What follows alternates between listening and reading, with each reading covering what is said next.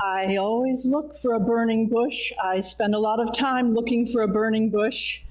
As he did for Moses, I want God to get down and tell me what to do, to transform me.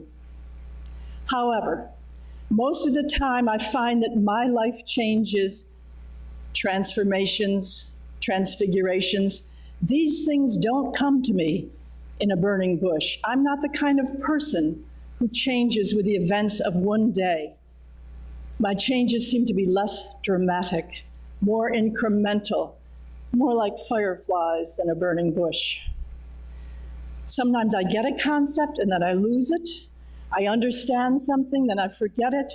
It's a long, uncertain process to change my life.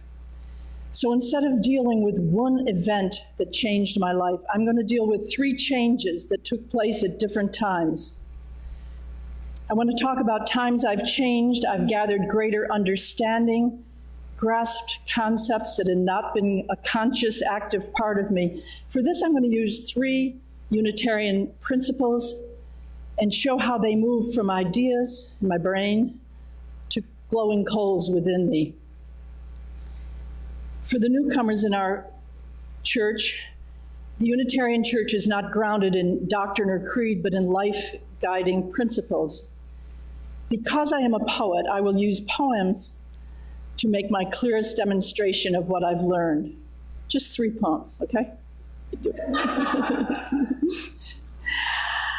The first principle, the inherent worth and dignity of every person.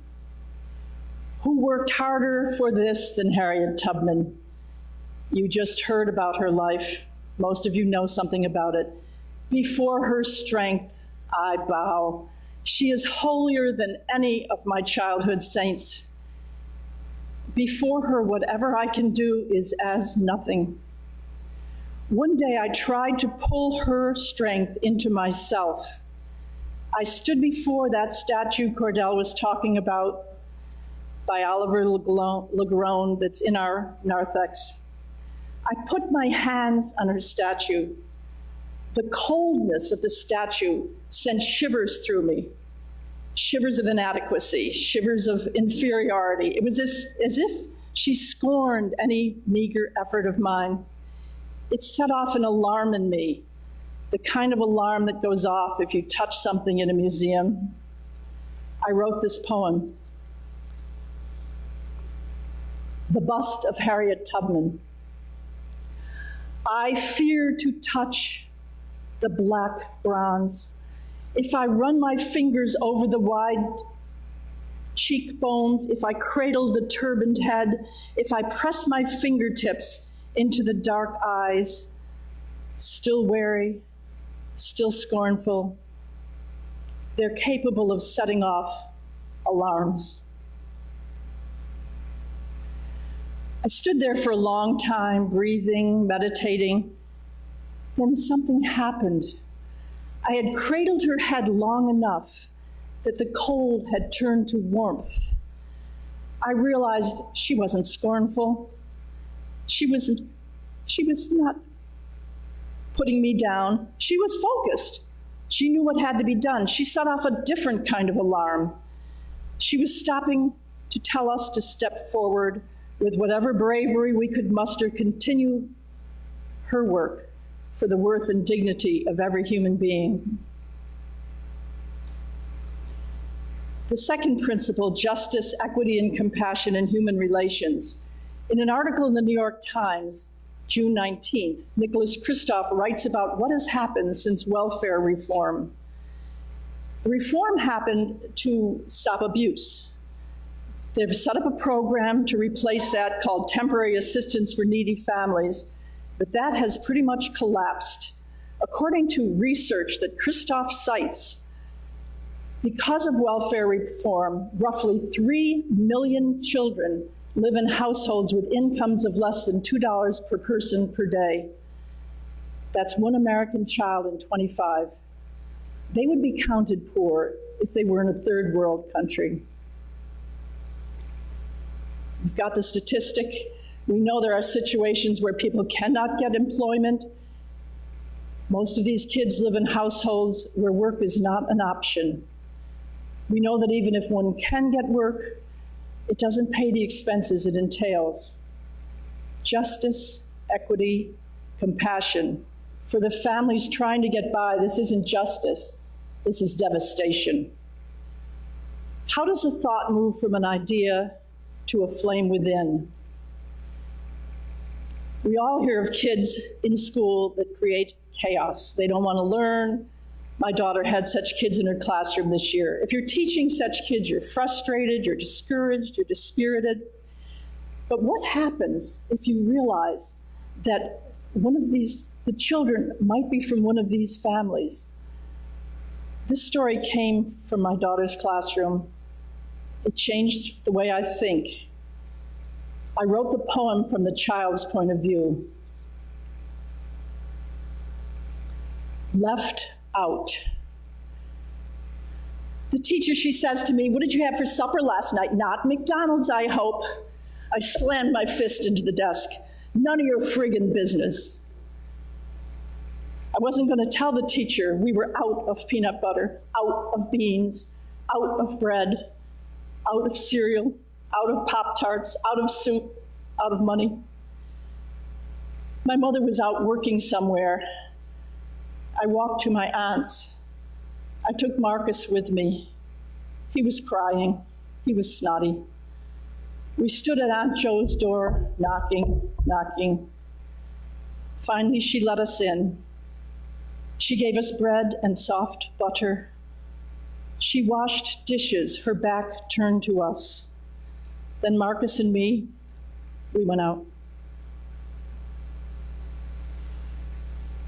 We don't want to see the injustice, but children like this see nothing every day.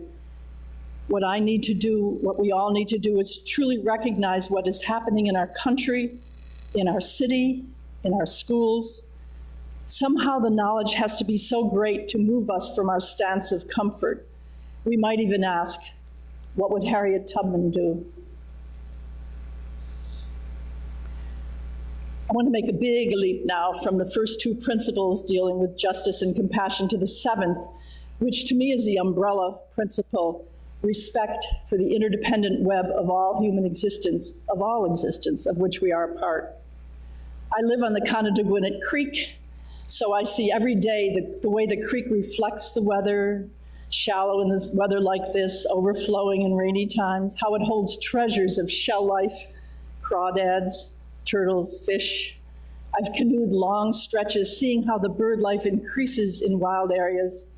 I've pulled tires and bottles from the creek. I've convinced my neighbors not to fertilize and weed kill near its banks. The creek is my sister. The creek may come as close as I get to a burning bush. Leap again.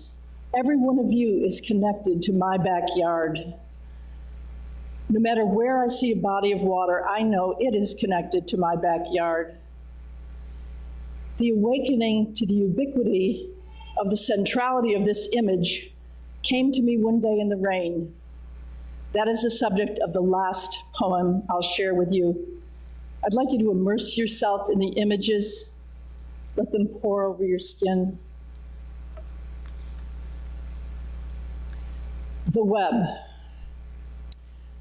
I didn't find myself exactly stuck in the web one rainy morning. I simply noticed that when I moved, the strand I touched vibrated. I could lift my hand, I could lift my foot, move from place to place, but every time I did, I caused an oscillation. I felt a tremor. I saw then that you were on another filament. I could hear you. I could feel you move. That rainy day, a veil lifted from my eyes, a packing loosened from my ears.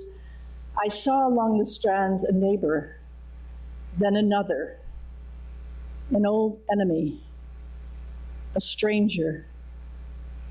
Then in a great awakening, I felt the whole web ripple. I stopped saying it cannot be, with the quivering of a bumblebee, seeking nectar from the tiny red ball flowers of the cotoneaster bush. I saw up high a red hawk eyeing a nuthatch further down, a small-mouthed bass in the creek. You will say it cannot be, but I will witness. The web holds the Susquehanna River, the Patagonian winds. Not a grain of salt escapes. Not a single child is left out.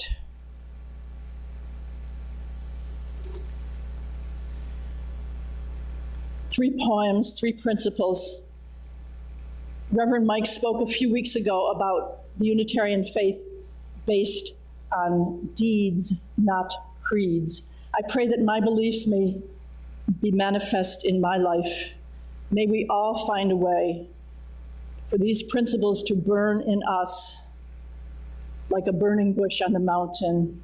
May it be so.